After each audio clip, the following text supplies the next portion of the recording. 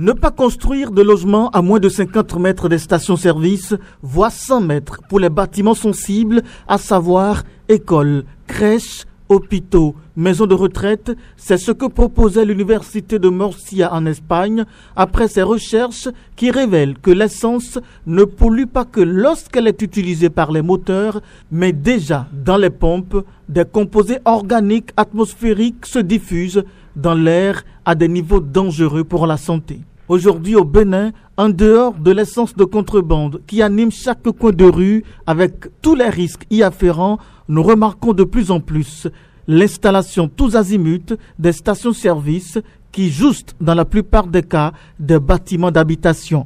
La fourchette de temps relativement courte au milieu de laquelle le site est acquis et la construction finalisée puis la station opérationnalisée inquiète plus d'un. Seulement que Patrice Nombimé Agbaudranfort, député à l'Assemblée nationale, rassure que le gouvernement en place ne fait rien au hasard. C'est une préoccupation partagée, mais le gouvernement actuel ne fait rien au pifomètre. Il prend son temps à analyser avant d'autoriser. Donc, je suis sûr qu'il a eu des études préalables avant de donner ses licences et avant d'autoriser l'installation de ces stations. Les stations à Cotonou ne datent pas de maintenant.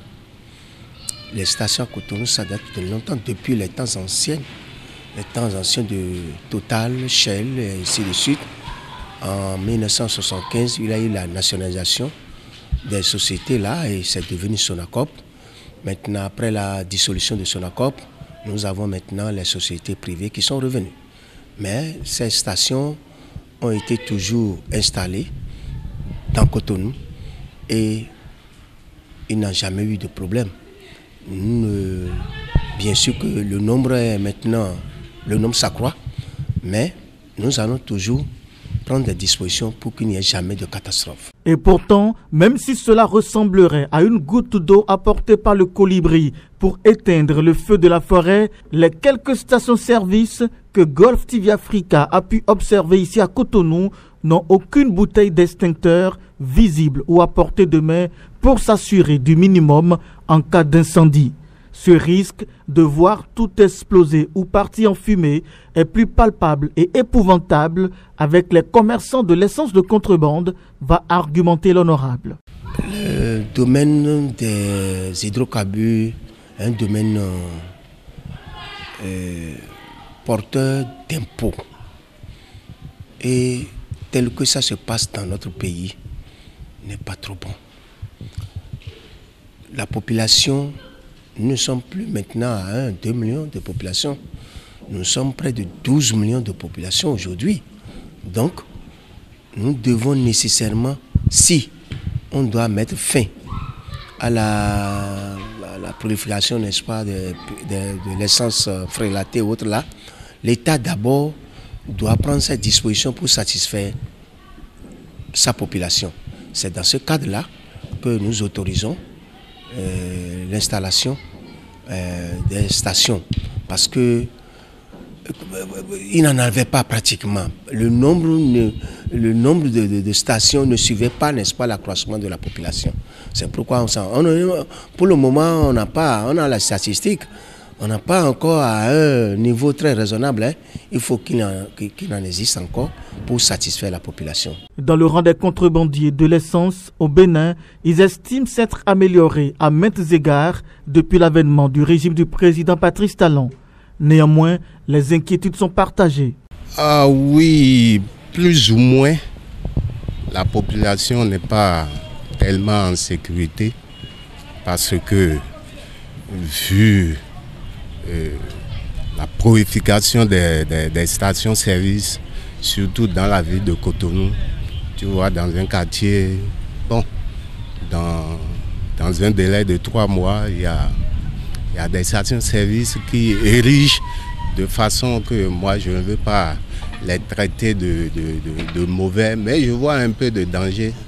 Le danger est quoi? Je ne sais pas si techniquement le projet est bien fait avant qu'ils érigent leur station-service. Sinon, pour ériger une station-service dans une agglomération, il y a des contraintes. Voilà que par-ci, par-là, tu rentres dans la ville, dans un quartier, à l'entrée d'un quartier, tu vas voir une station. Bon. Pour moi, le gouvernement est en train de jouer son rôle.